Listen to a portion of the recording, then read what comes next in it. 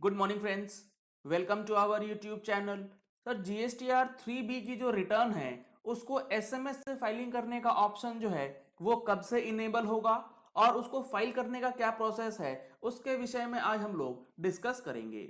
ये आप देख रहे हैं, मैंने ओपन किया है नोटिफिकेशन नंबर 38/2020 जो कि 5 मई 2020 को इशू किया गया। इसके अंदर सीजीएसटी रूल्स का फिफ्थ अमेंडमेंट ऑफ 2020 जो है उसके बारे में बताया गया है।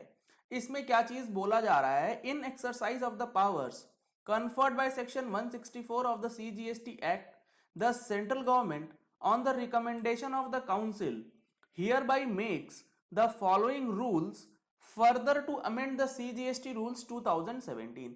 पावर जो है सेक्शन 164 से सीजीएसटी एक्ट के अंदर गवर्नमेंट ने लिया है। These rules may be called the CGST act, the CGST fifth amendment rules 2020। अब देखिए, चीजों को समझने का प्रयास कीजिए कि ये सीजीएसटी रूल्स कब से इफेक्टिव होंगे एज अ होल, और इस रूल के अंदर जो अमेंडमेंट हुए हैं वो पर्टिकुलर सेक्शन जो है किस दिन से नोटिफाई होंगे और इफेक्टिव होंगे। तो ओवरऑल ये बताया गया, save as otherwise provided they shall come into force on the date of their publication in the official gazette. Suppose fifth amendment rule के अंदर जो चेंजेस किया गया है वो 10 रूल के अंदर किया गया, लेकिन उसमें से एक दो रूल्स ऐसे होंगे जो कि अमेंडमेंट का नोटिफिकेशन डेट स्पेसिफिकली बताया जाएगा कि किस दिन से ये चीज लागू हो जाएगी।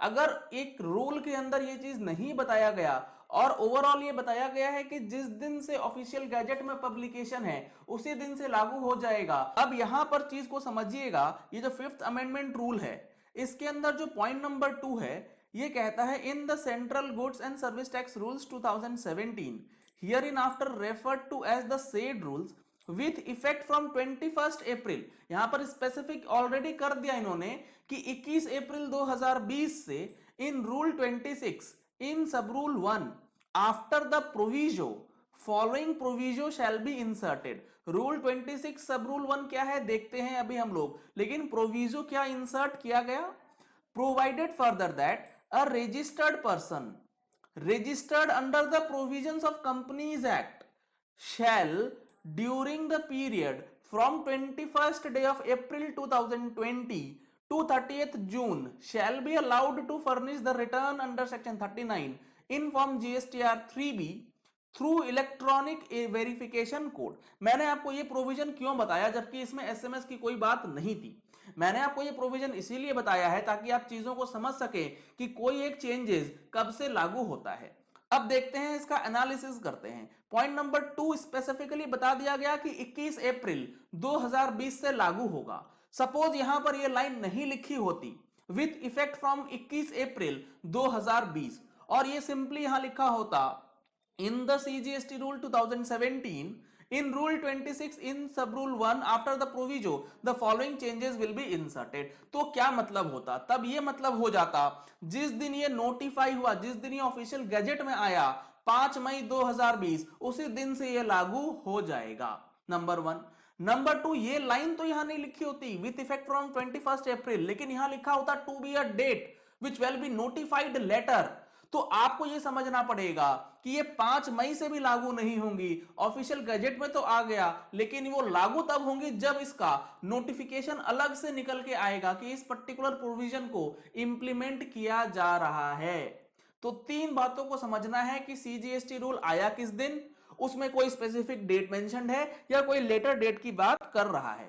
तो आपने नोट करा होगा 21 अप्रैल 2020 ऑनवर्ड्स अगर आप एक कंपनी हैं जो कि जीएसटी में रजिस्टर्ड है और कंपनीज एक्ट 2013 में भी रजिस्टर्ड है, क्योंकि यहां लिखा गया है a registered person registered under the provisions of companies act. तो कंपनीज के केस में डीएससी चूंकि मैंडेटरी हुआ करता था उसका ऑप्शन अब ईवीसी के द्वारा भी दिया गया है for the period of 30th जून 2020 तक के लिए।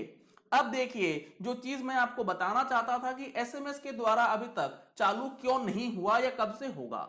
In the said rules, after Rule 67, with effect from a date to be notified letter, ये इंपॉर्टेंट लाइन है, with effect from a date to be notified letter, CGST rule के अंदर ये provision डाल दिया गया, ऑफिशियल गजेट के अंदर आ गया, लेकिन जो ये अमेंडमेंट है, जो पॉइंट नंबर 3 जिसको रूल 67 के द्वारा अमेंड किया जाएगा, इसका नोटिफिकेशन अलग से आएगा और ये किस दिन से लागू होगा, एक लेटर डेट से। मतलब अभी नोटिफिकेशन नहीं आया है इस प्रोविजन को इनेबल करने के लिए।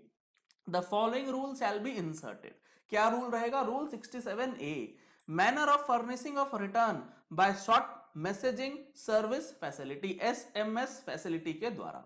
Notwithstanding anything contained in this chapter, for a registered person who is required to furnish a nil return under section 39 in form GSTR 3B for a tax period, any reference to electronic furnishing shall include furnishing of the said return through a short messaging service using the registered mobile number, and the said return shall be verified by a registered mobile number based one time password facility. इसका क्या मतलब? अभी तक ये provision enable नहीं हुआ है, तो आप इस चीज को समझ लीजिए कि अभी आप एसएमएस के द्वारा फाइल नहीं कर सकते। जिस दिन ये आ जाएगा उस दिन से ऑटोमेटिकली पोर्टल पे चालू कर दिया जाएगा, प्रोसेस आपको बता दिया जाएगा। और ये चीज आपको अपने रजिस्टर्ड मोबाइल नंबर से करनी है। रजिस्टर्ड मोबाइल नंबर मतलब जीएसटी के अंदर जो आपका रजिस्टर्ड है मोबाइल नंबर, उसी के द्वारा आपको फाइलिंग करने का ऑप्शन जो है दिया जाएगा। अगर वो रजिस्टर्ड मोबाइल नंबर जो आपने दे रखा है जीएसटी पोर्टल में, वो अगर बंद हो गया है तो नंबर या तो अमेंड कर लें या फिर अपना नंबर ही चेंज कर ले, ताकि आपको नील अगर फाइल करना है रिटर्न सेक्शन 39 के अंदर तो आप अपना काम जो है आसानी से कर पाए।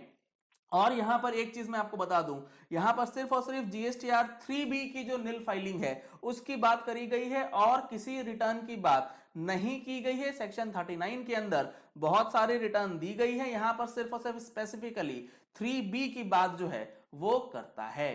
तो अब आपको चीज समझ आ गई होंगी कि एसएमएस की फैसिलिटी दे दी गई है, लेकिन ये कब से लागू होंगी। एक्सप्लेनेशन में बताया गया, for the purpose of this rule a nil return shall mean a return under section 39 for a tax period that has nil or no entry in all the tables in form GSTR 3B। Suppose आपने किसी एक particular, suppose अप्रैल महीने का आप नील file करना चाहते हैं, लेकिन आपने मार्च महीने की जो रिटर्न है उसको लेट फाइल किया है, तो जब आप मार्च महीने की रिटर्न लेट फाइल करेंगे तो उसका जो लेट फीस का कैलकुलेशन है, जो लेट फीस का पेमेंट होगा, वो आपको कब भरना है? वो आपको भरना है अप्रैल महीने की जीएसटीआर 3B में। अप्रैल में आपके पास कोई सेल, कोई परचेज, कोई exam sale, exam purchase, B2C sale, B2C large sales कुछ नहीं है, लेकिन मार्च महीने की लेट होने की वजह से आपके पास अप्रैल में लेट फीस के टेबल में अमाउंट जो है वो आ गया, तो आपके लिए एसएमएस का फैसिलिटी नहीं रहेगा। यहां पर क्लियर बताया गया कि nil return shall mean a return under section 39 for a tax period that has nil और no entry in all the tables. जितने भी टेबल्स हैं जीएसटीआर 3B में, उस किसी भी टेबल में कोई एंट्री नहीं होनी चाहिए, तभी वो नील माना जाएगा for the purpose of this 67A rule. तो इन सारी चीजों को समझने के बाद अब आपको समझ आया होगा कि एसएमएस का क्या कॉन्सेप्ट है और किस तरीके से ये चीजें काम करेंगी।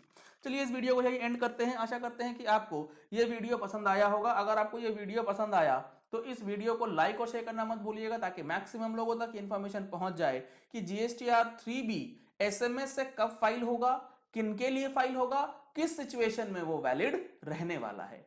अगर आपने हमारे चैनल पे फर्स्ट टाइम ट्यून इन किया है तो चैनल को सब्सक्राइब करने के लिए नीचे दिए गए रेड कलर के सब्सक्राइब बटन को प्रेस कीजिए, साथ में जो बेल आइकन है उसे भी प्रेस कर लीजिएगा, ताकि वीडियोस की नोटिफिकेशंस आप तक रेगुलरली पहुंचती रहें। अगर आपको जीएसटी से रिलेटेड कोई क्वेरीज है तो आप हमारी पेड मेंबरशिप की सर्विसेज भी ले सकते हैं।